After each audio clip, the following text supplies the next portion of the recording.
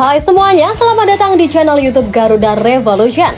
Berikut ini ada kumpulan berita timnas terbaru, di antaranya kabar buruk, timnas Indonesia terancam diskualifikasi Piala Dunia 2026. 4 pemain keturunan yang ingin dinaturalisasi timnas Indonesia. Alhamdulillah, ranking timnas Indonesia melesat naik. STY masih butuh pemain kuat untuk timnas senior.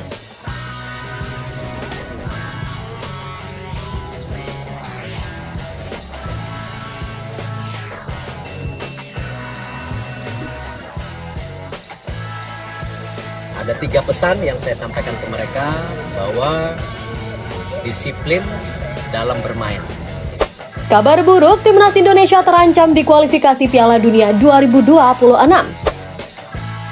Timnas Indonesia mendapat kabar buruk terkait Marcelino Ferdinand menjelang ronde kedua babak kualifikasi Piala Dunia 2026. KMSK DNZ yang saat ini berstatus sebagai pemilik dari Marcelino Ferdinand baru saja mengumumkan bahwa pemain milik Persebaya Surabaya tersebut masih berkutat dengan cedera hamstring. Bahkan cedera hamstring yang dialami oleh Marcelino justru semakin parah setelah ia kembali dari membela timnas Indonesia. Marcelino yang awalnya diprediksi akan segera pulih dan bisa kembali bermain, pada akhirnya juga justru harus menjalani perawatan lebih lama karena cederanya itu. Cedera hamstring yang diderita oleh Marcelino semakin parah. Cedera ini membuatnya harus absen selama beberapa pekan ke depan, tulis pernyataan KMSK DNZ. Sejatinya Shin Tae-yong memang mengikut sertakan Marcelino ke ronde timnas Indonesia untuk agenda fase pertama babak kualifikasi Piala Dunia 2026. Juru taktik asal Korea Selatan itu memanggil Marcelino karena mendapat lampu hijau dari KMSK DNZ. Namun, karena cederanya pada saat itu belum sepenuhnya pulih, STY memutuskan untuk tidak menurunkan Marcelino Ferdinand saat menghadapi Brunei Darussalam di Stadion Utama Gelora Bung Karno atau GBK. Kemudian STY juga memutuskan untuk tidak membawa pemain berusia 19 tahun tersebut ketika bertanding ke markas Brunei. Hal ini dilakukan oleh STY agar Marcelino Ferdinand bisa sembuh lebih cepat. Namun apa yang terjadi saat ini justru tidak sesuai dengan harapan juru taktik asal Korea Selatan tersebut. Situasi yang dialami Marcelino membuat posisi timnas Indonesia terancam di babak kualifikasi Piala Dunia 2026. Marcelino Ferdinand kemungkinan memang masih akan absen ketika timnas Indonesia berhadapan dengan Irak pada tanggal 16 November mendatang. Hal ini berimbas kepada berkurangnya kekuatan skuad Garuda dalam ronde kedua kualifikasi Piala Dunia 2026. Seperti diketahui bersama, Marcelino Ferdinand adalah salah satu pemain yang diandalkan oleh Shin Tae-yong dalam semua timnas Indonesia kelompok umur. Sejak menjalani debut di timnas Indonesia senior, Marcelino sudah mengemas 2 gol dan 1 assist dari 14 penampilan di berbagai ajang.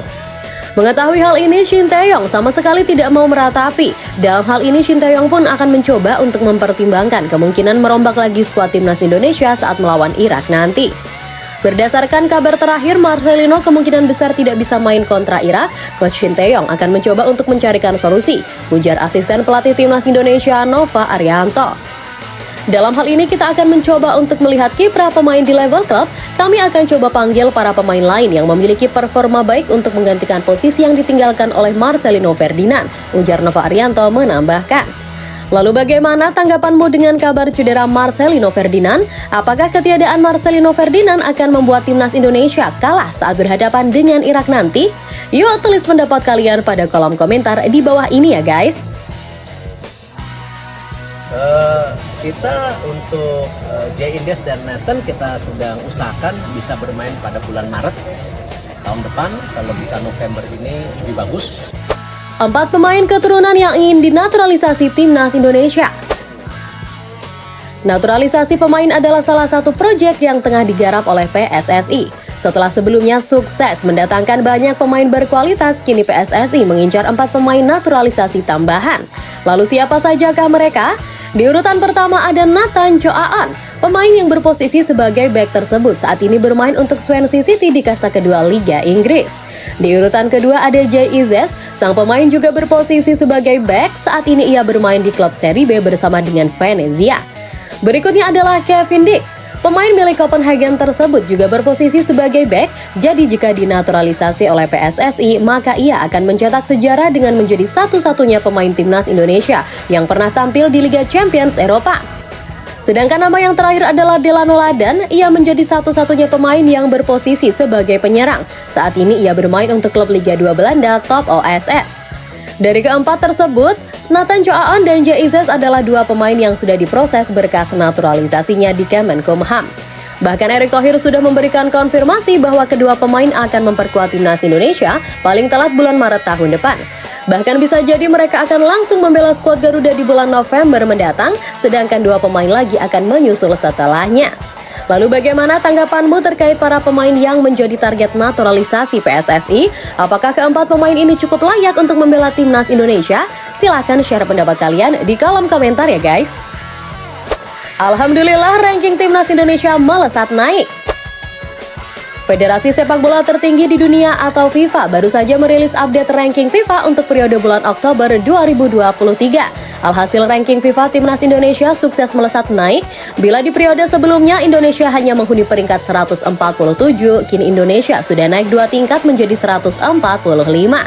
Hal ini tidak terlepas dari kemenangan 2 leg yang diraih oleh timnas Indonesia atas Brunei Darussalam dalam laga ronde pertama babak kualifikasi Piala Dunia 2026.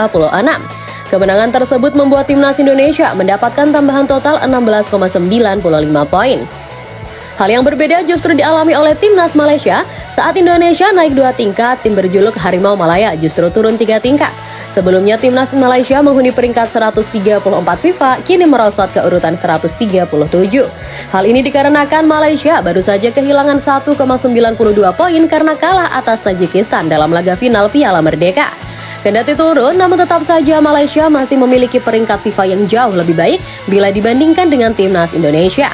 Namun peningkatan performa skuad Garuda dari waktu ke waktu membuka harapan bagi Indonesia untuk terus menaikkan ranking FIFA. Bukan tidak mungkin suatu saat nanti skuad Garuda bakal menyalip Malaysia. Lalu bagaimana tanggapanmu dengan peringkat timnas Indonesia yang terus meningkat dari waktu ke waktu? Apakah kamu yakin nantinya skuad Garuda akan mampu menyalip Malaysia? Silahkan komen-komen di bawah ya guys. STY masih butuh pemain kuat untuk timnas senior. Timnas Indonesia senior diketahui berhasil menang dengan agregat 12-0 atas Brunei Darussalam beberapa waktu lalu.